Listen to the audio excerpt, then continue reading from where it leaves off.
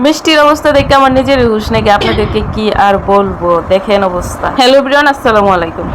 আমার এই মিনি ছোট্ট কিচেনে আপনাদের সকলকে স্বাগতম। আমি আজকে অনেক শখ করে ভাবছি বড় করে আয়োজন করব, 2-4 গ্রামের মানুষ খাওয়াবো। এই যে তাই দাওয়াত টাওয়াত দিয়ে এসে মিষ্টি বানাইতে বসলাম। একটা খামারিকে আগে থেকে বলে রাখা হয়েছে আমাকে গরুর দুধ পাঠানোর জন্য। সেই দুধ বেনগাড়িতে পাঠাইলো।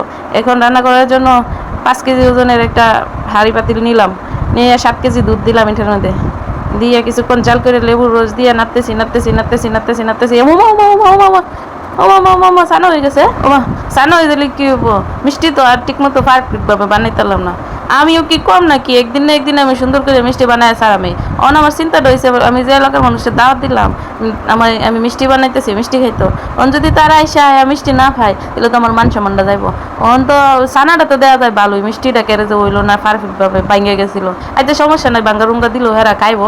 খাইলে মানে আমি আসছি যতটুকু তো করছি না, অনেকটা চামিচ দিয়ে এটা আগে মেশ করে নিলাম না। প্রথমে আগে হাতে কতক্ষণ বড় মেশ করতেছি, এরপরে লইছি একটা চামিচ লইয়া কতক্ষণ বড় মেশ করতেছি। পরে এটার মধ্যে আবার আরেকটা পাতিলে বড় দেখে ডিস্কো পাতিলের মধ্যে লইছি, একটু শিরা করার লাগতো না, তবে শিরা করবার লাগে এখানে 3-4 কেজি পানি দিয়ে লাগছি।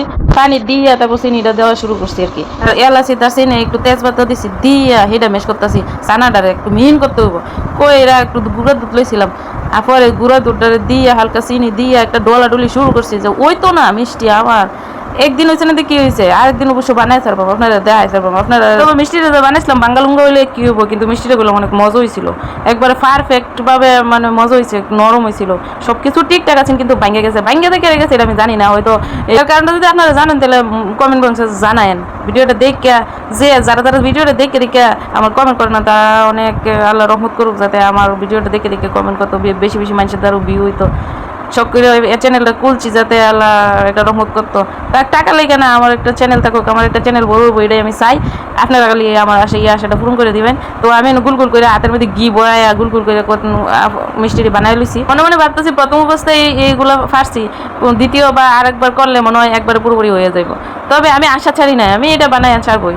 তবে যদি এটা আবার ওই যে শিরা না করে একবারে দুধের মাধ্যমে শিরা করে দিতাম, তাহলে হয়তো রসমালাই টাইপের হইতো। আমি আরেকদিন রসমালাই বানাবো, দেখবো মিনি কিচেনে রসমালাই দিয়ে বানায়া আগে এক্সপেরিমেন্ট করবো, এরপরে বাসার জন্য বড় করে বেশি করে করবো।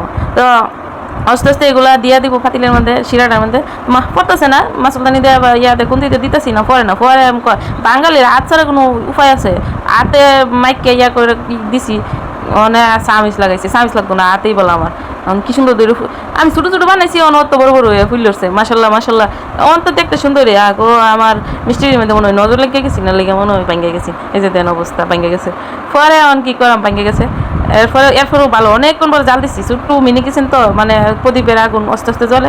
এরপর করতাম বড় জাল দিয়া পরে এই মিষ্টিরই আমরা 27 জনে খাইছি। এলাকাবাসীরা যে দাও দিচ্ছিলাম এরা রান্না করে দিচ্ছি, তোমরা আয়ো না, আমার মিষ্টি সুন্দর হয়েছে না। এরপরে নিজেরা খাইয়া এই যে দেখেন মিষ্টির অবস্থা। এরপর সুন্দর হয়েছে, মাসাল্লাহ অনেক সুন্দর হয়েছে, মজা হয়েছে। অতক্ষণ বড় তো মিষ্টি বানাইছে, আসল কাজ বাহির হয়েছে। এখন হচ্ছে যে হাড়ি পাতিলে যে কালিতে পড়ছি, এই হাড়ি পাতিলগুলো দেওয়া লাগবো, নাইলে আমার অবস্থা খারাপ। ধন্যবাদ সবাইকে, সবাই আমার ভিডিওটা দেখার জন্য।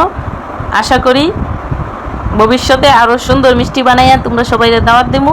তোমরা সবাই এসে আমার মিনি কিচেনে এসে মিষ্টি খাইয়া দেবা।